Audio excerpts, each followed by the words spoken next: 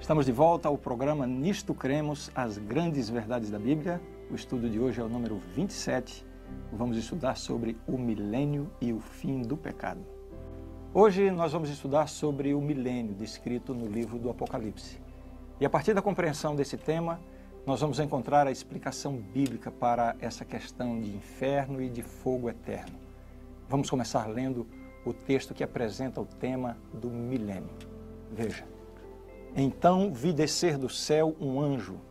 Tinha na mão a chave do abismo e uma grande corrente. Ele segurou o dragão, a antiga serpente que é o diabo, Satanás, e o prendeu por 1000 anos. Lançou-o no abismo, fechou-o e pôs selo sobre ele, para que não mais enganasse as nações, até se completarem os 1000 anos. Depois disto, é necessário que ele seja solto pouco tempo. Vi também tronos, e nestes sentaram-se aqueles aos quais foi dada a autoridade de julgar. Vi ainda as almas dos decapitados por causa do testemunho de Jesus, bem como por causa da palavra de Deus, tantos quantos não adoraram a besta, nem tampouco a sua imagem, e não receberam a marca na fronte e na mão, e viveram e reinaram com Cristo durante 1000 anos. Apocalipse capítulo 20, lemos dos versos 1 a 4. Vamos observar bem a seguinte sequência no nosso estudo de hoje. Nós veremos primeiramente os eventos que acontecerão antes do milênio, depois o que vai ocorrer durante o milênio e, finalmente, quais os acontecimentos descritos para depois do milênio. Vamos lá então, me acompanhe.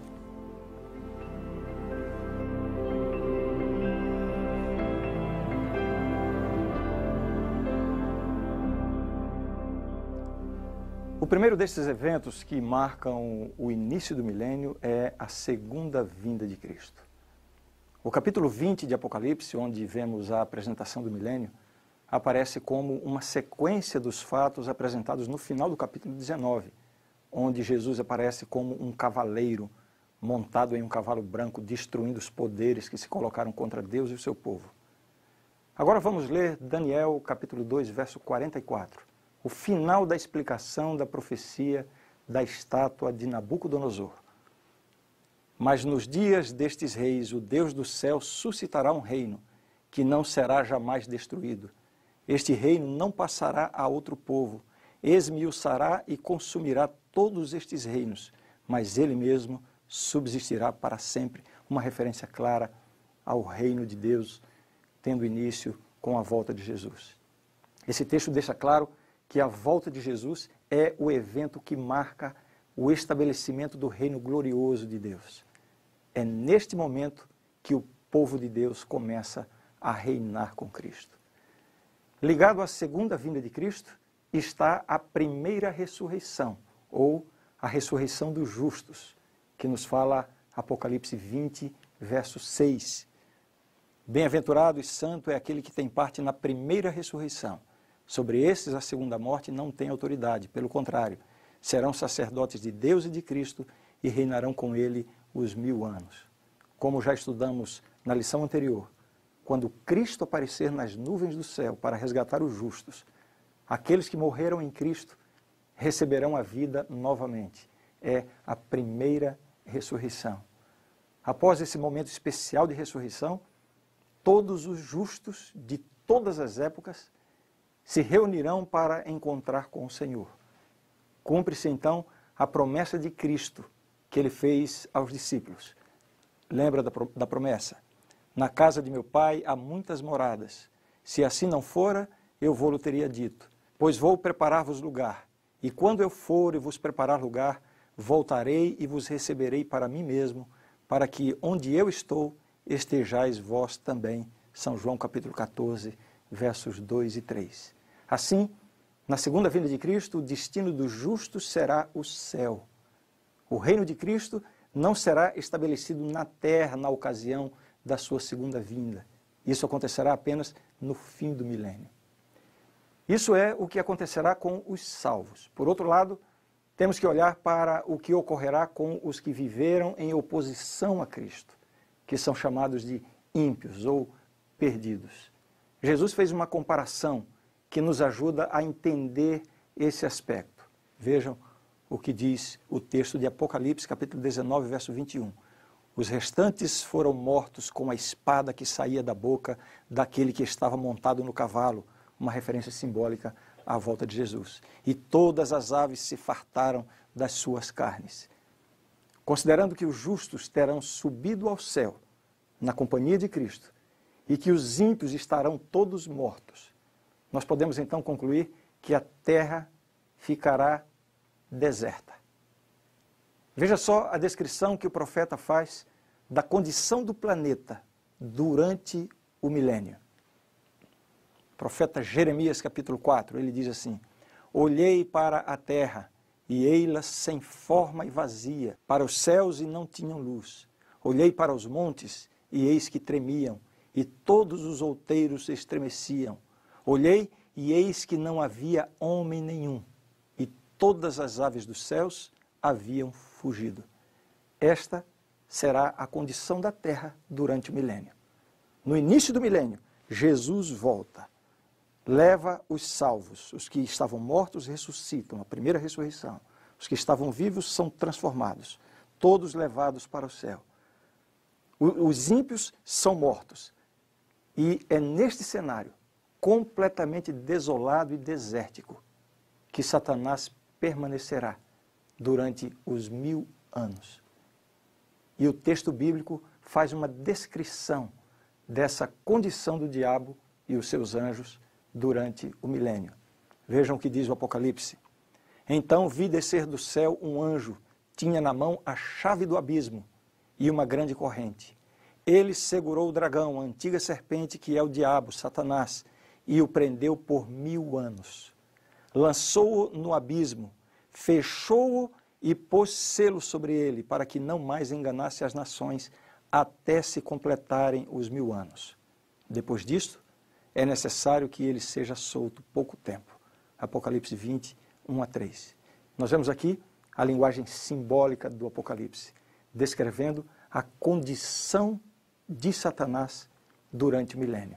Ficará acorrentado. É claro que não podemos imaginar o diabo, um ser espiritual, acorrentado com correntes físicas. Na verdade, ele ficará preso pelas circunstâncias. Qual é a atividade do diabo? Tentar as pessoas. Como não haverá ninguém na terra, porque os salvos foram levados para o céu com Jesus. Os ímpios todos foram mortos. Ele vai ficar aqui sem permissão para sair do planeta, colocado selo sobre ele, fechou, colocou selo, e não vai ter ninguém a quem tentar. Será a grande oportunidade para ele refletir sobre tudo de mal que ele fez em toda a sua história. Cristo, com o seu ministério no santuário celestial, tornou completa a expiação, a purificação do seu povo. Mas esses pecados serão colocados sobre Satanás, o originador do mal, pois ele deve ser responsabilizado por todos os pecados que levou os salvos a praticarem. De maneira nenhuma pode-se dizer que Satanás efetua algum tipo de expiação pelo homem. A obra de Cristo foi completa, mas de alguma maneira Satanás vai receber e vai ser condenado pela culpa de todos os pecados que foram confessados e perdoados.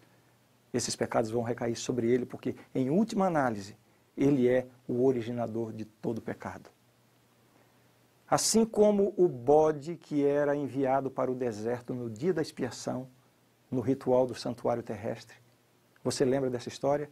Quando nós estudamos, a expiação era feita, 2 bodes eram trazidos, um era sorteado para o Senhor, o outro era sorteado para ser o bode emissário.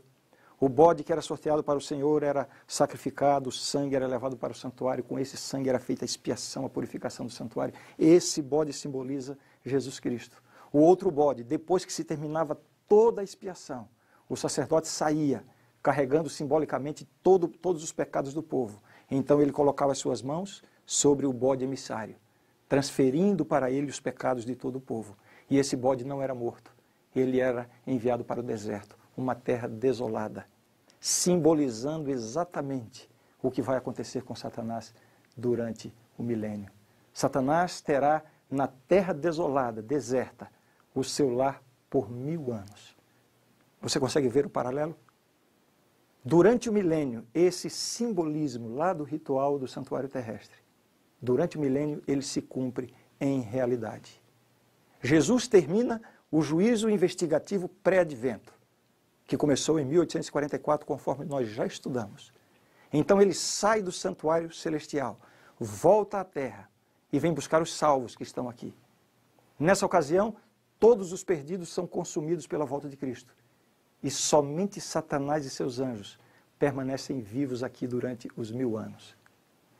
Aquele bode Azazel representa Satanás. Finalmente, depois de haver concluído completamente a redenção do ser humano, é justo que o originador do pecado receba sobre si os pecados que ele instigou a serem praticados. Para maiores detalhes sobre esse tema, você poderá ver o estudo 24 sobre o ministério de Cristo no santuário celestial. A visão que João teve do milênio descreve essa prisão de Satanás. Vejamos como é feita essa descrição. Ele segurou o dragão, a antiga serpente que é o diabo Satanás, e o prendeu por 1000 anos. Lançou-o no abismo, fechou-o e pôs selo sobre ele, para que não mais enganasse as nações até se completarem os 1000 anos. Depois disto, é necessário que ele seja solto pouco tempo. Esse texto retrata simbolicamente a interrupção temporária das atividades de engano e perseguição do inimigo de Deus. O final do verso 3 deixa isso muito claro, para que não mais enganasse as nações até se completarem os 1000 anos. Assim, confinado à terra, Satanás estará preso por uma cadeia de circunstâncias. Uma vez que sobre a terra não existe qualquer vida humana, Satanás não tem quem tentar ou perseguir. Ele estará preso no sentido de que não terá nada para fazer. Até o momento vimos que o início do milênio é marcado pela segunda vinda de Cristo, pela primeira ressurreição, pela morte dos ímpios e a prisão de Satanás. Agora, durante o milênio, os justos estarão no céu. Eles reinarão com Deus, conforme foi predito pelo profeta Daniel. Vejam o que está lá na profecia. O reino e o domínio e a majestade dos reinos debaixo de todo o céu serão dados ao povo dos santos do Altíssimo. O seu reino será reino eterno, e todos os domínios o servirão e lhe obedecerão. Mas no que consiste este reinado com Cristo? Esse reinado consiste, basicamente, na participação dos justos em uma importante fase do governo de Cristo. João viu os salvos lá no céu, envolvidos em um julgamento. Vejamos. Vi também tronos, e nestes sentaram-se aqueles aos quais foi dada a autoridade de julgar.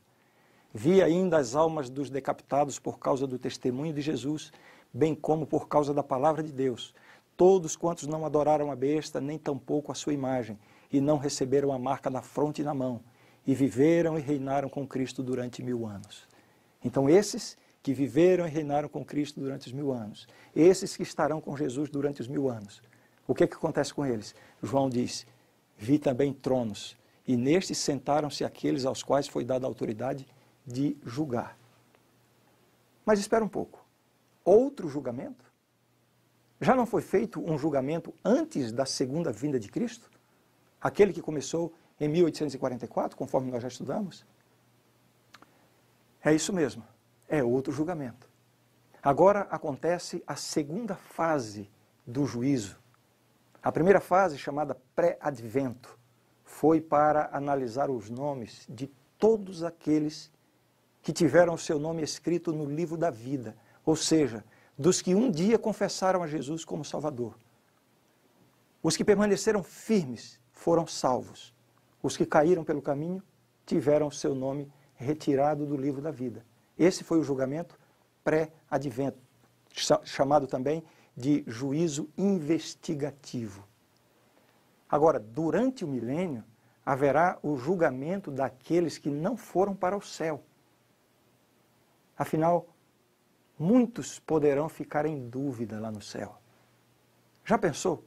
Você chegar no céu e procurar aquela pessoa que você tinha certeza que estaria lá, e de repente você descobre que ela não foi salva? Ou então você encontrar o bandido que lhe assaltou, ou alguém que você viu fazendo só maldade na vida, está lá no céu? Alguma dúvida poderá pairar na mente de muitas pessoas quanto à justiça de Deus. É por isso que durante o milênio os salvos estarão julgando todos os perdidos, tanto os anjos de Satanás como as pessoas. Isso é dito na Bíblia.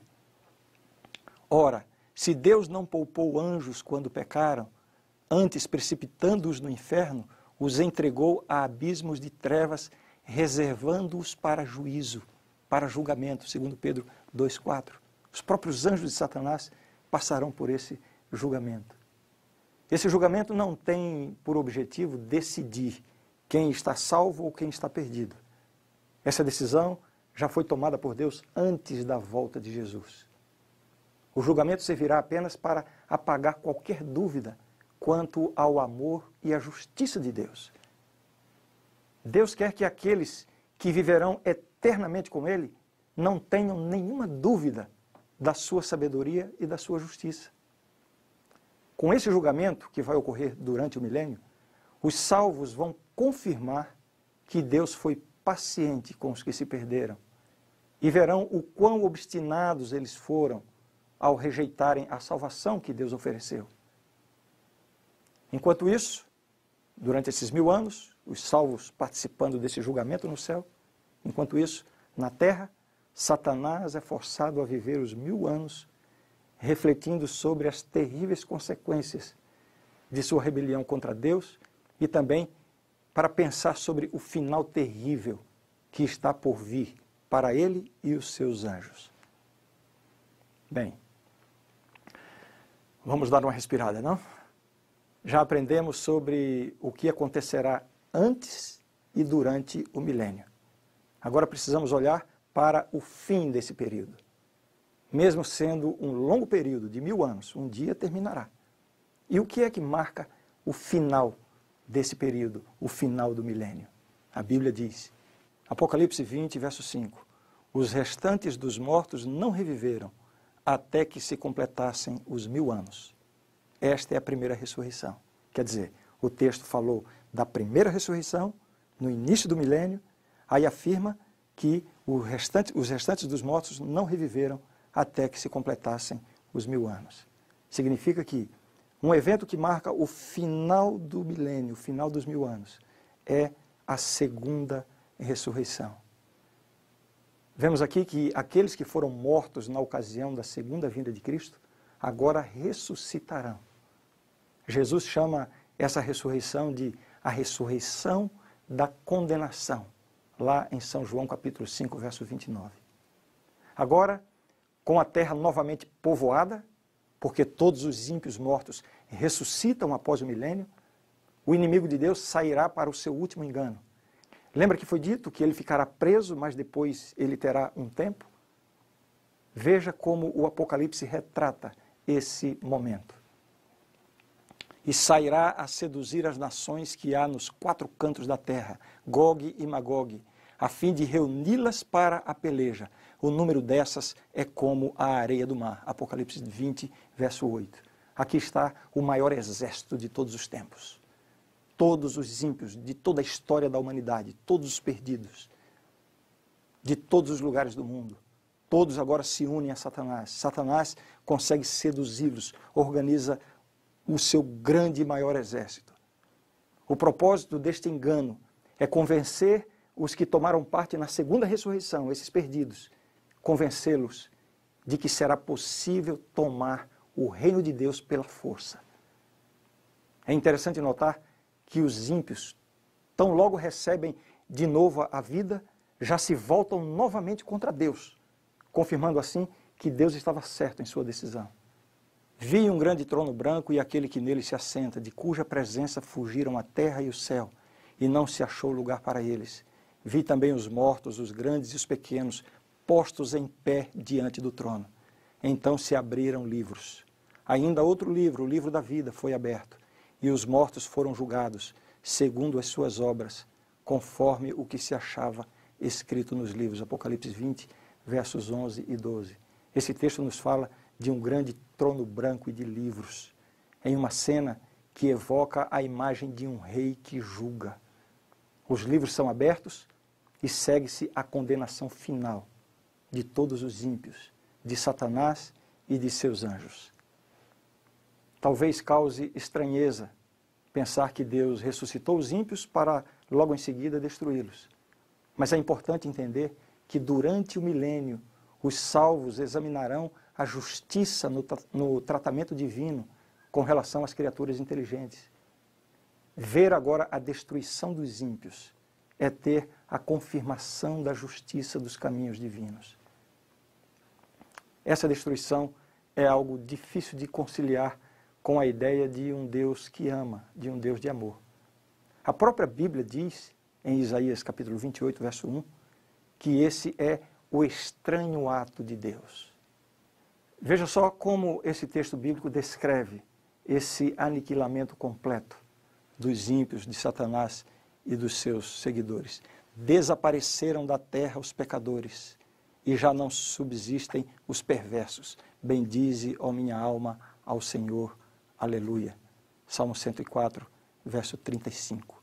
Desaparecimento, destruição completa dos pecadores. Agora veja como o Apocalipse descreve essa destruição final dos ímpios. Apocalipse 20, versos 14 e 15. Então a morte e o inferno foram lançados para dentro do lago de fogo. Esta é a segunda morte, o lago de fogo. E se alguém não foi achado no livro da vida, esse foi lançado para dentro do lago de fogo.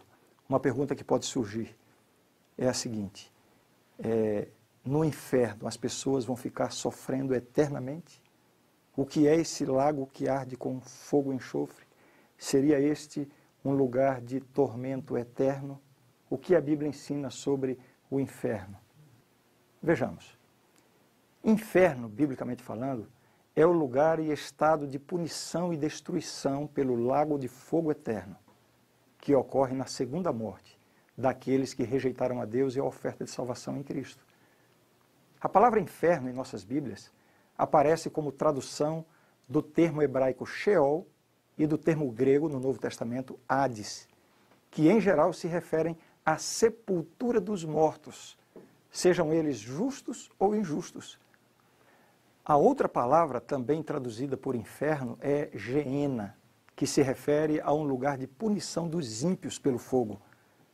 É deste lugar que Apocalipse 20, versos 14 e 15 está falando. Então, como entender que essa punição é eterna, como a Bíblia se refere com diversas expressões?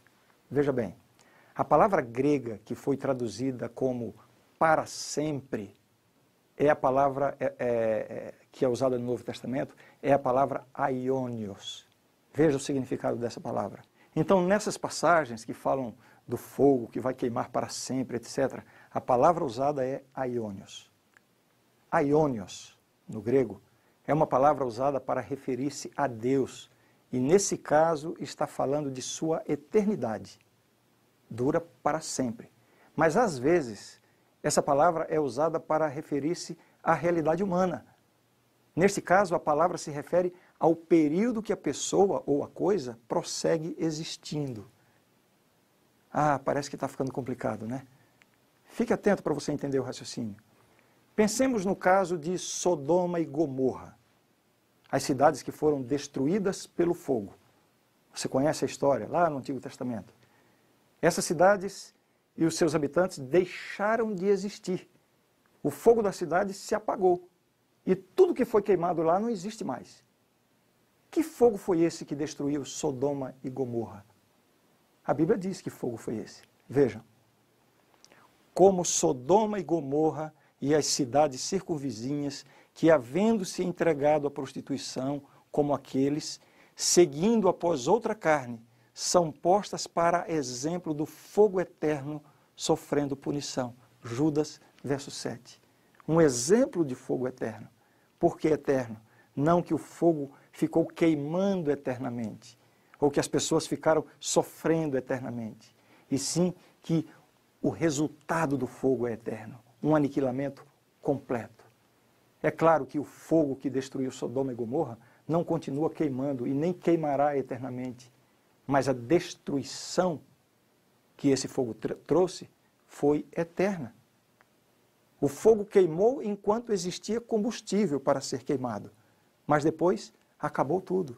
Não voltou a ser como era antes. O resultado do fogo é eterno. Então, quando Jesus declara em Mateus 25:46, e irão estes para o castigo eterno, porém os justos para a vida eterna. Ele não está dizendo que há um ato de castigar eternamente. O que Jesus quer dizer é que, da mesma maneira que a recompensa dos justos é vida para ser desfrutada eternamente, assim a punição dos ímpios também é eterna. É uma morte de duração eterna. Ou seja, nunca mais voltarão a existir. Uma outra expressão que merece ser esclarecida é a expressão pelos séculos dos séculos. Queimarão pelos séculos dos séculos. Vejam a expressão. Apocalipse 14:11. A fumaça do seu tormento sobe pelos séculos dos séculos, e não tem descanso algum, nem de dia nem de noite, os adoradores da besta e da sua imagem, e quem quer que receba a marca do seu nome. A impressão de um tormento eterno. Algumas pessoas podem ver nessa expressão a razão para crer que o castigo de Satanás e dos ímpios durará toda a eternidade. Mas ao olhar para a profecia de Isaías sobre a destruição de Edom, no capítulo 34, veja bem, Isaías, capítulo 34, nós vemos ali que o profeta, usando expressões como não se apagará nem de dia nem de noite, sua fumaça subirá para sempre. Quando nós vamos à história, nós vamos ver que a destruição de Edom aconteceu, mas não está queimando e nem tem mais fumaça saindo dos escombros da cidade. A expressão para sempre durou até a destruição completa. As expressões para sempre, pelos séculos dos séculos, nem de dia nem de noite e outras semelhantes são usadas na Bíblia com o sentido de que os resultados é que serão definitivos e não que o processo seja interminável. Para deixar isso bem claro, na Bíblia, o processo da punição não é eterno, mas o resultado da punição é eterno. E também, por uma questão até de justiça, seria difícil aceitar a ideia de que um pecador que vive aqui 30 ou 40 ou 60 ou que seja 100 anos de pecados, depois vai sofrer eternamente pagando por uma vida de algumas décadas de pecado. Imagine, isso significa milhões, bilhões, trilhões de anos queimando no fogo. Essa ideia é uma ofensa ao caráter de Deus. E mais, como viveriam os salvos por toda a eternidade, sabendo que em algum lugar no universo estariam entes queridos, pai, mãe, filhos, agonizando num fogo por toda a eternidade? Esses salvos teriam que estar completamente destituídos de sensibilidade humana para conseguirem ser felizes dessa forma. Deus é um Deus de amor, mas é um Deus de justiça também. E Ele fará justiça. E a justiça consiste em dar a cada um a punição proporcional ao mal praticado. É importante saber que o maior sofrimento dos ímpios, dos perdidos, não será tanto o sofrimento físico por causa do fogo, e sim a angústia, a agonia de estarem completamente separados de Deus, a criatura completamente separada do Criador. Para os salvos, essa agonia da separação de Deus foi experimentada por Jesus Cristo na cruz, quando Ele clamou: Deus meu, por que me desamparaste? É por isso que os que aceitam a Cristo como seu Salvador não sofrerão essa separação de Deus a ser vivenciada pelos ímpios, porque Cristo já vivenciou isso em seu lugar. Assim, Os ímpios experimentarão o mesmo sentimento. Quanto maior a culpa, maior a agonia, maior o sofrimento. Essa será a punição. Satanás, o promotor de todo pecado, sofrerá mais do que todos. Desta forma, o fogo que destrói o mal, ele também faz outra coisa, ele purifica a terra. É essa a ideia. Esse lago de fogo não é um lugar escondido em algum lugar no universo onde os ímpios ficarão ardendo, queimando, sofrendo eternamente. Isso não faz sentido para o pensamento bíblico, para o caráter de Deus. Na verdade, o fogo que vai descer do céu, ele é um fogo que é um fogo destruidor. Vai destruir Satanás e os seus anjos, vai destruir todos aqueles que rejeitaram Jesus. Mas ele é também um fogo purificador. Veja o que diz o profeta a esse respeito. Vi novo céu e nova terra, pois o primeiro céu e a primeira terra passaram, e o mar já não existe. Vi também a cidade santa, Nova Jerusalém, que descia do céu da parte de Deus, ataviada como noiva adornada para o seu esposo. Então ouvi grande voz vinda do trono, dizendo: Eis o tabernáculo de Deus com os homens. Deus habitará com eles. Eles serão povos de Deus, e Deus mesmo estará com eles. E lhes enxugará dos olhos toda lágrima, e a morte já não existirá. Já não haverá luto, nem pranto, nem dor, porque as primeiras coisas passaram. Apocalipse 21, 1 a 4. Essa é talvez uma das mais belas passagens da Bíblia. É isso que a Bíblia nos assegura. Jesus voltará. Os salvos serão levados para o céu, onde permanecerão por 1000 anos. Todos os ímpios serão destruídos na volta de Jesus. Satanás permanecerá preso neste planeta completamente desolado. Ao final dos 1000 anos, Jesus descerá com a cidade santa e todos os salvos com ele. Acontecerá aqui a segunda ressurreição. Então é dito que Satanás será solto novamente, terá novamente a quem tentar, a quem enganar. Satanás arregimentará o seu grande exército, na intenção agora de tomar a cidade santa ocupada pelos salvos. Mas então descerá fogo do céu e consumirá a todos. A terra será renovada e os salvos viverão eternamente com Deus, sem nunca mais correrem o risco de existir pecado novamente. Muito bem. Qual é a sua decisão diante dessa realidade tão grandiosa e tão importante? Por favor, pense seriamente sobre isso.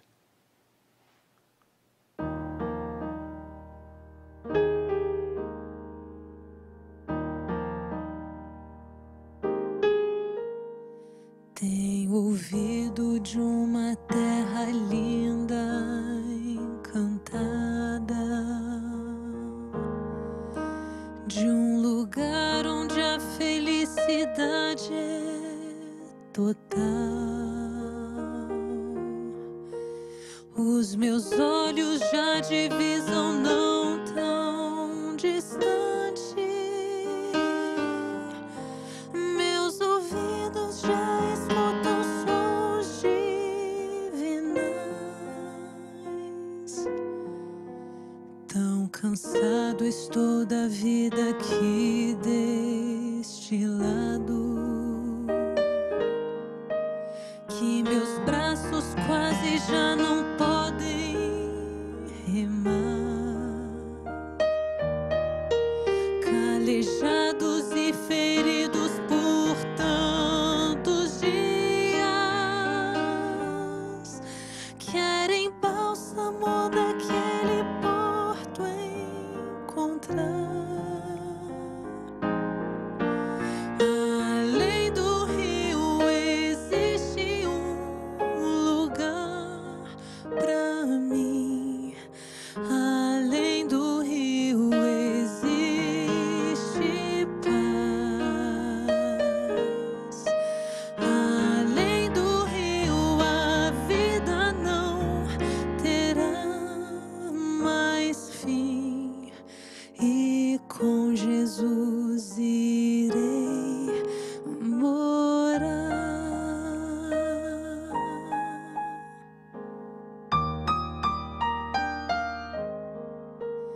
Tenho já sonhado com aquelas moradas que olho algum aqui não viu e nunca verá. Tem beleza incapaz de ser comparada, pois a glória do Senhor presente está. Muito mais bonito que o sol no poente, ou a gota d'água em prisma como cristal. É o encontro de irmãos de fé redimidos. Compensou viver, lutar, vencer afinal. Além do rio existe um lugar pra mim. Além do rio existe paz. Além do rio a vida não terá mais fim. E com Jesus irei morar.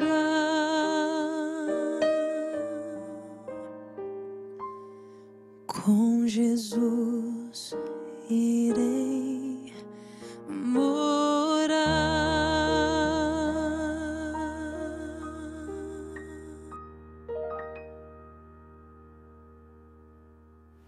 A grande verdade do estudo de hoje é esta: o milênio é o reinado de 1000 anos de Cristo com os seus santos no céu, entre a primeira e a segunda ressurreições. Durante esse tempo serão julgados os ímpios mortos. A terra estará completamente desolada, sem habitantes humanos com vida, mas ocupada por Satanás e seus anjos. No fim desse período, Cristo com seus santos e a cidade santa descerão do céu à terra. Os ímpios mortos serão então ressuscitados, e com Satanás e seus anjos cercarão a cidade, mas fogo de Deus os consumirá e purificará a terra. O universo ficará assim eternamente livre do pecado e dos pecadores. Esta é a verdade e eu creio nisto. No nosso próximo encontro, vamos estudar um dos temas mais lindos da Bíblia, a nova terra. Como será o lar eterno dos salvos? Como você imagina? Um lugar todo branco, com uma névoa branca e todo mundo com asinhas flutuando para lá e para cá? Pode ficar sabendo que não tem nada a ver com isso. Não perca o nosso próximo estudo.